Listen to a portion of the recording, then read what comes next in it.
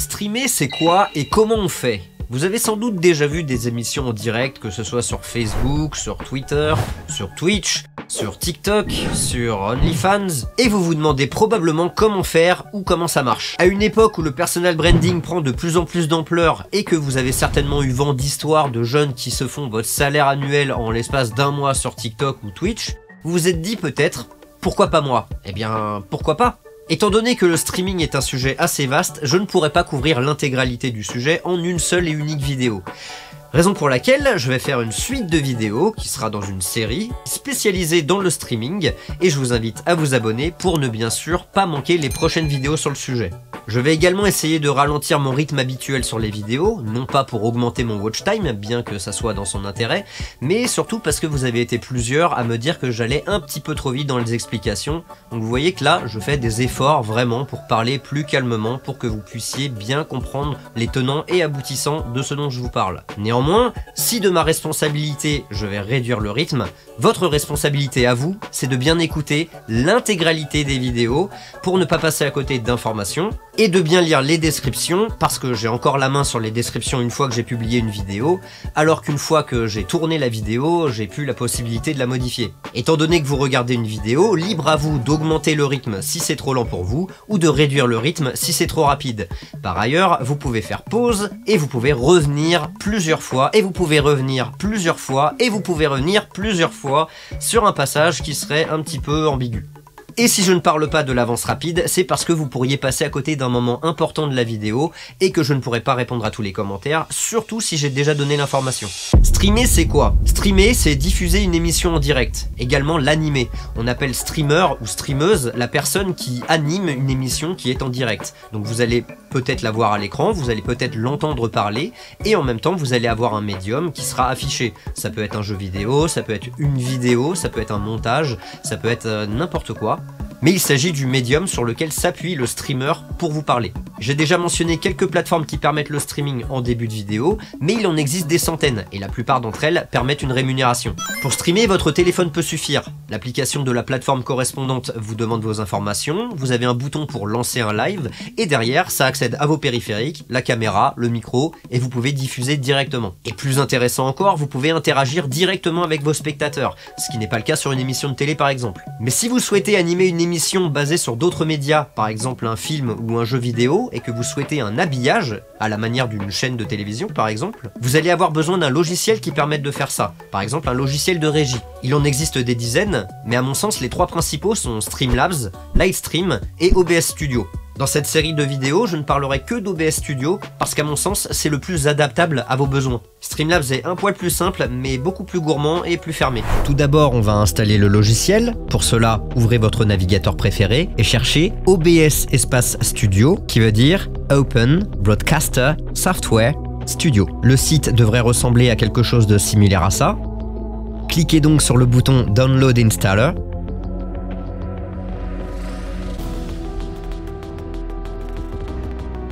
Et une fois qu'il est arrivé, lancez l'installateur, cliquez sur oui sur l'alerte, puis sur Next et enfin sur Install.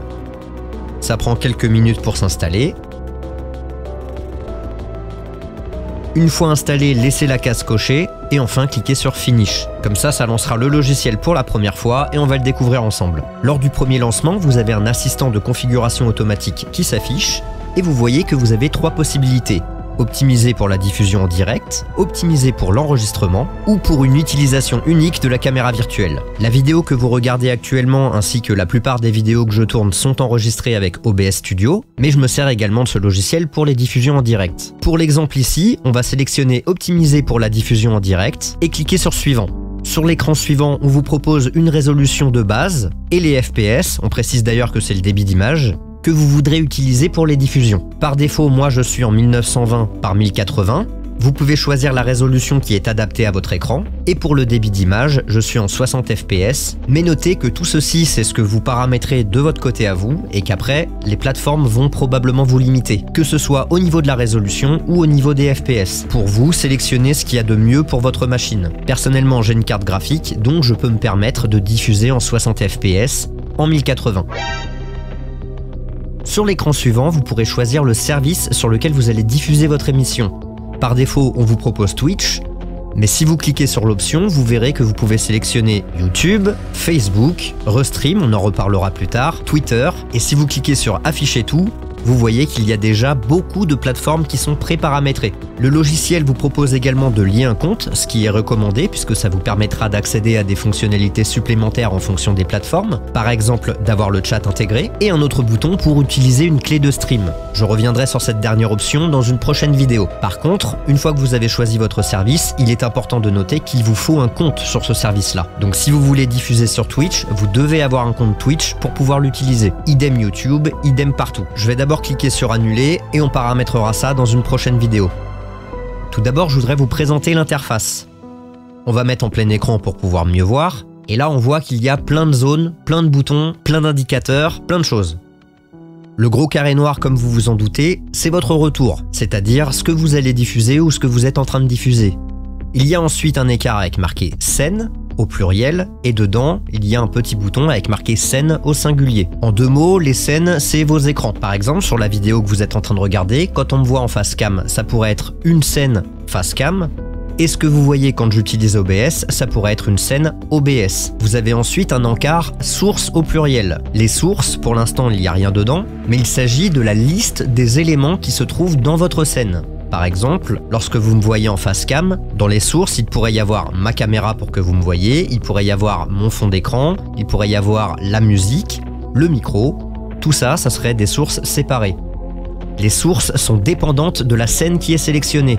C'est-à-dire que si j'avais une deuxième scène qui serait OBS, je pourrais très bien avoir des sources différentes, et d'ailleurs ce serait nécessaire, notamment la source du logiciel OBS. Et j'aurais pas ma caméra, mais par contre j'aurais mon micro. Ensuite, vous avez un encart mélangeur audio. Le mélangeur audio est lui aussi dépendant de la scène sélectionnée. En l'occurrence, sur la première scène, on voit que j'ai déjà deux sources audio, l'audio du bureau et le micro. On voit aussi sur le vumètre qu'il se passe quelque chose lorsque je parle dans le micro. Ensuite, nous avons un encart transition de scène, c'est-à-dire la transition qu'il va y avoir quand je change de scène, c'est-à-dire que si je passe de la scène face cam à la scène où j'utilise OBS, ça va appliquer la transition qui a été sélectionnée. À mon sens, par défaut, cet encart est un peu superflu, mais on y reviendra. Ensuite, vous avez une zone commande qui est toute la direction de votre régie, à savoir commencer le live, démarrer un enregistrement, démarrer la caméra virtuelle, mais on y reviendra, le mode studio qui permet de gérer votre régie sans faire la diffusion, mais pareil, on y reviendra, les paramètres et enfin quitter. Et en tout petit en bas, vous avez une zone qui vous affiche des statistiques sur votre logiciel. En l'occurrence, à quelle fréquence d'image vous diffusez, votre charge CPU, si vous êtes en train d'enregistrer, si vous êtes en live, depuis combien de temps, ce genre d'informations. Par ailleurs, sachez que toutes ces zones, qu'on appelle des docks, sont déplaçables. Vous pouvez les extraire du logiciel pour les mettre sur un autre écran si vous en possédez un autre, mais vous pouvez également les déplacer dans le logiciel lui-même. Et vous pouvez même les mettre les uns sur les autres pour faire des onglets. Par exemple, les transitions de scène, parce que je ne vais pas changer ma transition à chaque fois que je change de scène, je vais aller les cacher sur le dock des sources ou sur le mélangeur audio.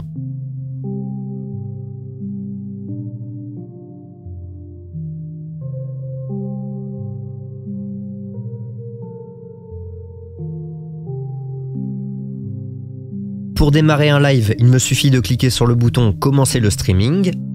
Mais étant donné que je n'ai pas paramétré ni de plateforme ni de compte, j'ai un message d'alerte qui me dit que c'est pas possible. Bien entendu, je vous montre ça dans une prochaine vidéo, mais puisque je vous explique la personnalisation et l'introduction du logiciel, on va quand même y aller pour voir que dans les paramètres, dans l'onglet général, j'ai la possibilité de changer la langue du logiciel. Bon là, il est en français par défaut, ce qui m'arrange, mais je peux changer également le thème. Libre à vous de choisir le thème qui vous convient le mieux.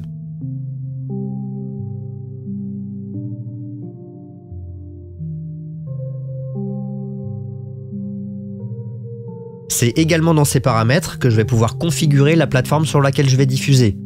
Pour cela, je vais dans l'onglet Stream Flux, et ici je peux choisir ma plateforme et lier mon compte.